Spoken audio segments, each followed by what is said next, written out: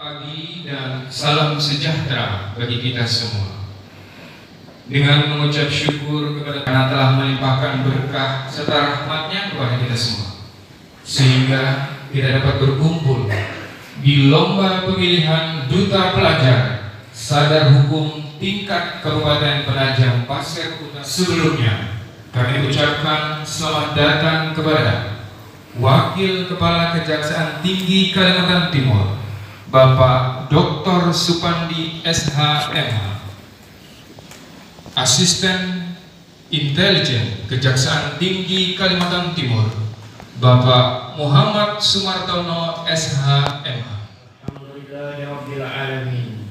Allahumma shalli wa sallim ala sayyidina Muhammadin fil awwalin wal akhirin wa ala qadisika Allah ya Allah ya hayy ya qayyum ya dzal jalali wal ikram. Allahumma antal alimu bi dhunubiha faghfirha wa antal alimu bi uyubina fasturha wa antal alimu bi hajatina faqdiha ya arhamar rahimin. Allahumma ighfir lana ya Allah dhunubana wa liwalidina wa li masyayikhina wa jami'il muslimina wal muslimat wal mu'minina wal mu'minat.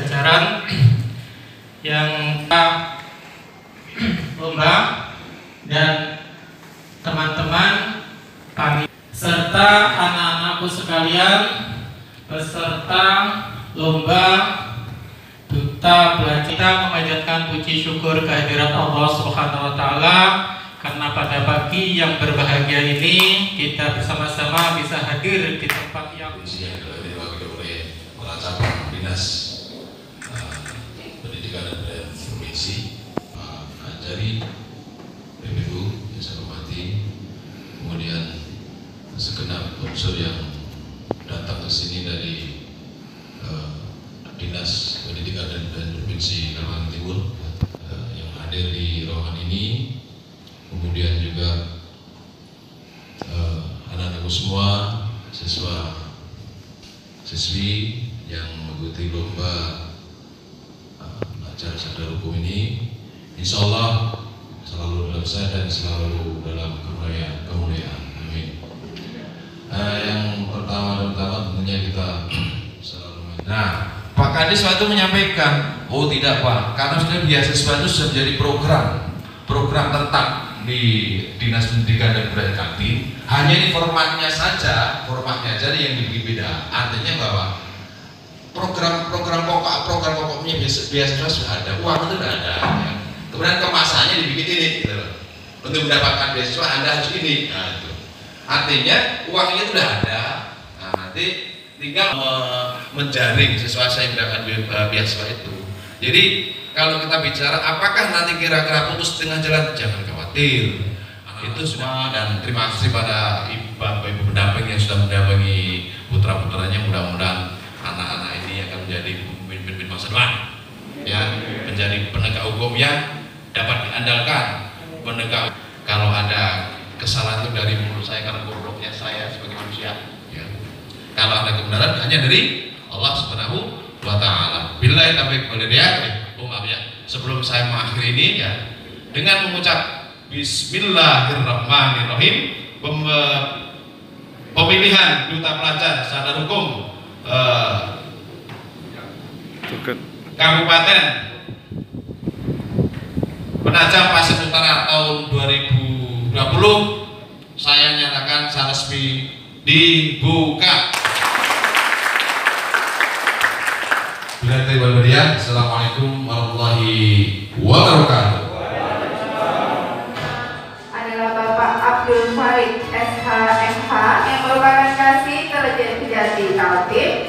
Kemudian ada Bapak Hepa Budi Susilo sebagai kasih Intel Kejari Penajam Batu Utara.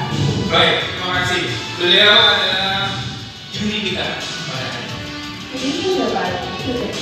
Tiga. Ada 11. Kelas 11. Kalau dulu kelas 2. Warahmatullahi wabarakatuh. Perkenalkan, nama saya Hamidah dari SMA Negeri 8 Penajam Pasir Utara. Saya kelas 12. Ini Adi. Hari ini kami lomba sadar Sadarku dengan canda tawa di muka, dididik, dibina di tempat tegakkan hukum di Indonesia. walau beda suku Dan dan agama dengan satu tujuan yang sama. kami siap jadi juara lomba sadar hukum di Kabupaten Penajam Pasir Utara. Saya akan mempresentasikan karya tulis ilmiah saya yang berjudul Lawan Pelecehan Seksual yang ada di Indonesia. Pelecehan seksual adalah perilaku tindakan-tindakan pendekatan terhadap seks, termasuk permintaan untuk melakukan seks. Mudah-mudahan bisa berjalan dengan baik dan pertanyaan saya juga terima kasih. Faktor apa sih yang menyebabkan terjadinya pelecehan seksual di kalangan remaja? Nah, yang pertama itu yang namanya sosial media. Nah, bermulai dari sosial media itu mereka mengenal orang-orang dan mereka mungkin belum tahu pasti orang itu seperti apa. Dan holoback. Nah, aplikasi ini digunakan pada suatu daerah atau pada seseorang untuk mengadu terhadap tindakan yang dideritanya dia terhadap aplikasi ini. Jadi aplikasi ini akan Kemudian penyebab itu kadang-kadang juga ditimbulkan oleh korban. iya. Kira-kira kenapa? Mungkin orangnya terlalu gimana ya? Terlalu agresif dalam menghadapi sesuatu sehingga ya terjadinya pelecehan seksual itu. Kalau agresif, maksudnya agresif bagaimana ya? Ganjil? Oh gitu. Atau mungkin korban juga berpenampilan Iya, saya misalnya ada kiriman, iya, saya langsung hapus. langsung dihapus ya? Ya. Kalau nonton seperti itu juga akan merusak pada saraf-saraf otak kita. Mana dikirimin? Pernah? Pernah, tapi Cukup. langsung dihapus. Assalamualaikum warahmatullahi wabarakatuh. Waalaikumsalam. Perkenalkan, saya Joyke Fatalika Andrani dan rekan saya Ridho Fitra Nurhadi. Kami dari SMK Negeri 2 Penajam Pasir Utara. We as young generation promise menjadi generasi muda yang sadar hukum agar bermanfaat bagi bangsa dan negara. Rumusan masalahnya di sini adalah bagaimana implementasi dan peranan penting pendidikan anti korupsi di sekolah melalui pendidikan anti korupsi yang dirasakan di sekolah. Terima kasih. Tujuan penelitian kami satu untuk mengetahui lebih dalam Pemberantasan tindak pidana korupsi. Terima kasih pertanyaannya. Jadi lembaga apa saja yaitu yang di sekolah ada program OSIS. Ini contohnya misalnya dari program Lembaga saya tugasnya untuk memerangi korupsi. Nah, menurutmu lembaga apa aja? Nak? Ada berapa? Sebutnya. ada KPK, MA, dan MK. korupsi. Esensinya kan itu saja, jadi mengangkat masalah ini kan tahu ya. Peranan. Terima kasih atas pertanyaannya. Di sini kami akan menjawab saat ini yang kata-katanya adalah korupsi, yang berarti suatu kegiatan yang merugikan keuangan negara. Terima kasih. Pelakunya bisa siapa saja. Pelakunya bisa pegawai negeri dan pejabat. Terima kasih. Pegawai negeri, Dan pejabat. Kami hormati perkenalkan kami menampilkan yel-yel tentang rasisme yang sedang marak terjadi di Amerika dan juga Uni Pertiwi. Mari, yuk sadar hukum individual apa kelompok yang sehingga menghasilkan bahwa ia lebih baik daripada yang lain, yang artinya hak-hak dari orang hitam di Amerika Serikat bernama George Floyd pada tanggal 25 Mei 2020 lalu mencuatkan kembali isu rasisme. Saat pada sadari, Contoh. karena dia pintar atau berbahasa keras mungkin dihina atau dianggap kamu curang atau apa gitu. Bisa juga misalnya kan muridnya di kelas. Mungkin pernah Ya. biasanya ada bercandaan bagaimana. Iya, contohnya gurunya lagi menulis.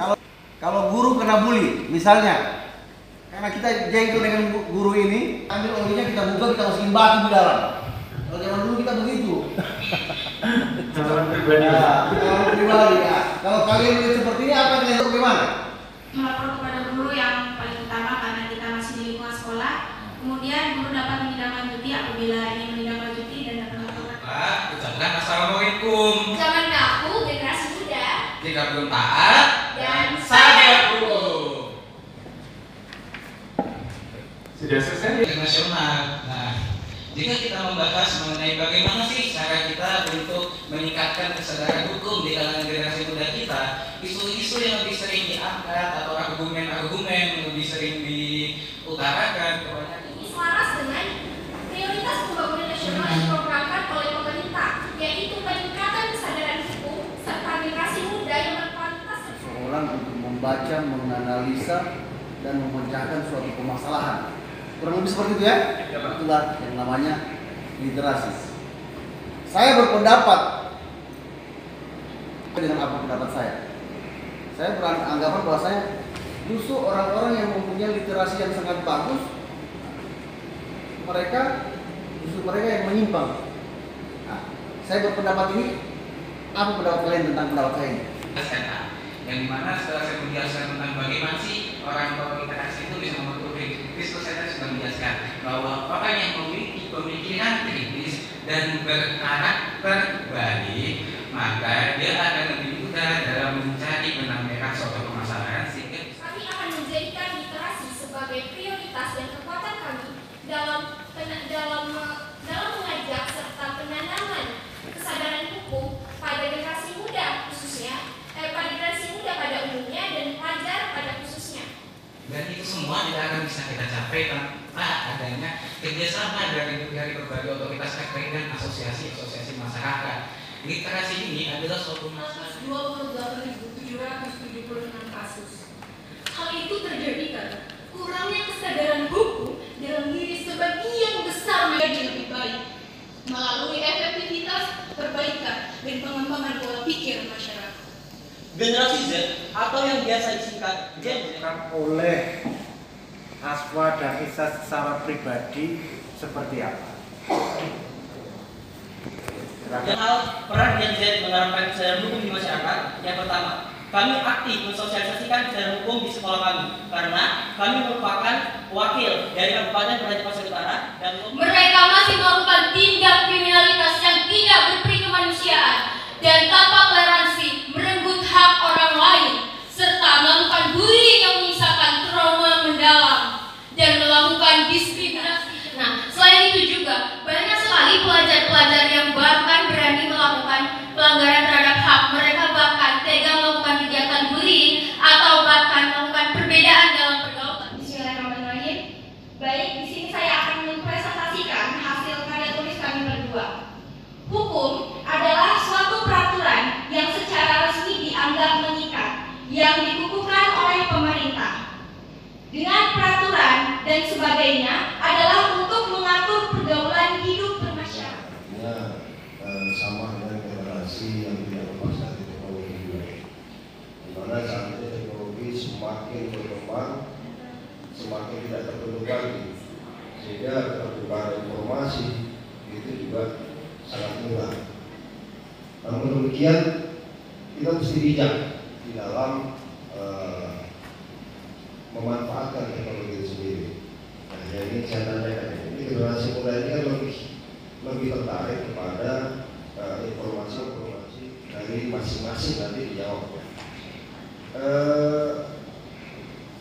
Akan melakukan hal seperti apa supaya ini kamu punya suatu satu cara sehingga kami bisa menarik perhatian dari generasi milenial ini untuk lebih cinta atau untuk lebih tertarik kepada masalah hukum yang berkembang, tertarik kepada masalah-masalah sosial yang saat ini kita dapat memanfaatkan youtuber-youtuber yang ada di Indonesia. Seperti kita tahu, kita ambil contoh salah satunya dari Ricky, Sapi Ahmad, ataupun yang punya Tantra Entertainment, kemudian Balibo. Itu adalah salah satu banyak sekali konten-kontennya yang menarik minat generasi milenial untuk menonton sehingga dia jadi satu. Oleh karena itu Pak, kita dapat memanfaatkan para influencer social song, spread positive vibes. Let's go. Kami berolahraga, mari bersama dengan kata-kata. Waktu negara, sadarkan mereka tentang adanya hukum Islam sejarah.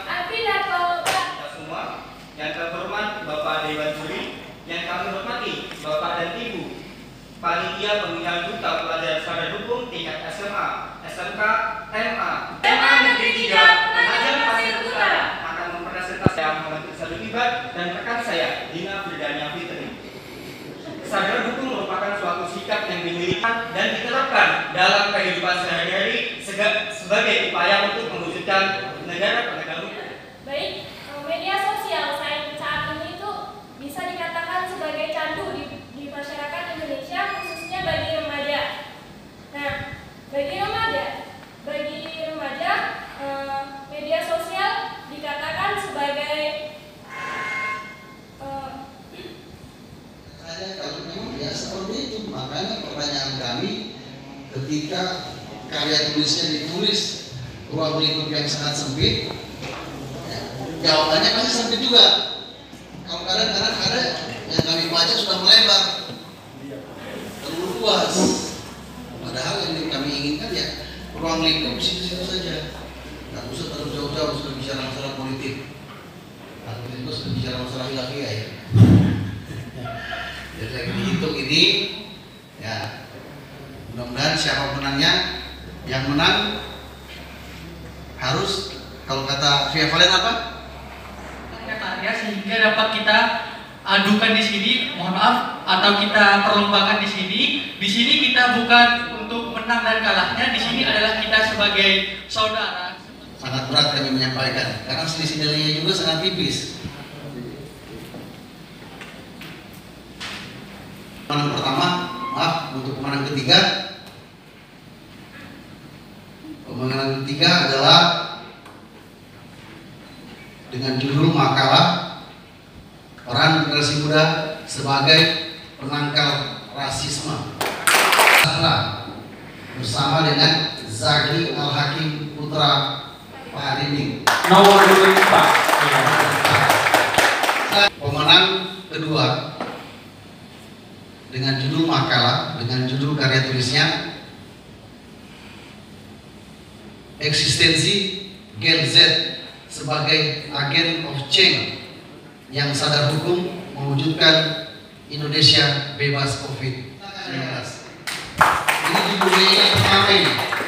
Yang pertama seluruh kabupaten kota yang kami datangi baru ini ambil judul seperti ini. Dan yang menang ketiga juga begitu, masalah rasis. Dengan judul makalah Generasi Muda Bangsa sebagai Garda Penegak Hak Asasi Manusia. Menang tiga ya, jangan sampai salah kasih selempang. Menang tiga dapat selempang, dapat piala dan mendapat uang pembinaan sebesar Rp2.500.000. Juara 1, 2, 3 ini nanti akan bertarung di Samarinda. Tidak menutup kemungkinan yang juara 3 bisa menang di sana. Dia yang juara 1. Biar kelihatan di sana kan, bisa live langsung foto. Silakan.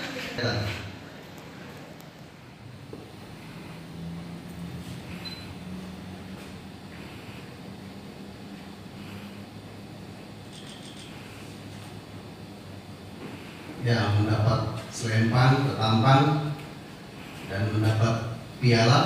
Karena nanti ada uang transfer akan dikembalikan.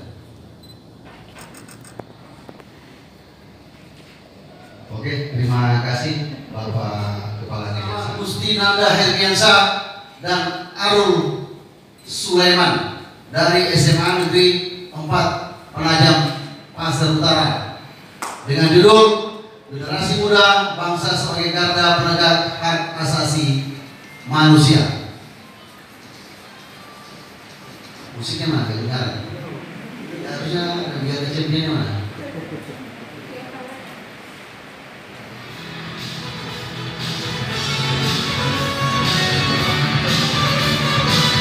Wilayah menang pertama 500.000 rupiah.